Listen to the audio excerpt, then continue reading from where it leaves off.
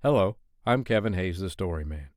Welcome back to the Nightly Bedtime Story Podcast, where you can hear a free bedtime story every night. Tonight's bedtime story is a short fable by Aesop. Now, Aesop lived many, many years ago, and he used to write very short stories called fables, with a moral at the end, a lesson, in other words, that he hopes perhaps we could learn from.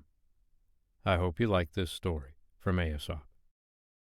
The Hares and the Frogs by Aesop.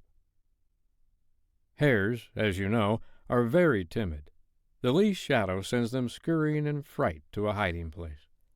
Once they decided to die rather than live in such misery, but while they were debating how best to meet death, they thought they heard a noise, and in a flash were scampering off to the warren.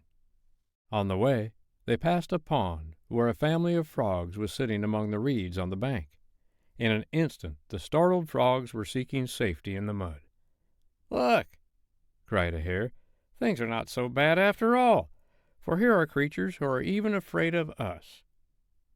The moral to this story is, however unfortunate we may think we are, there is always someone worse off than ourselves. The end. I hope you liked tonight's bedtime story, The Hares and the Frogs, a short fable written by Aesop. Well, the lesson there is very true, isn't it? The rabbits thought they were so bad off that they were afraid of everything, but the frogs were afraid of them. I'm Kevin Hayes, the Story Man. I'll be back tomorrow night to read you another bedtime story, but for tonight, good night.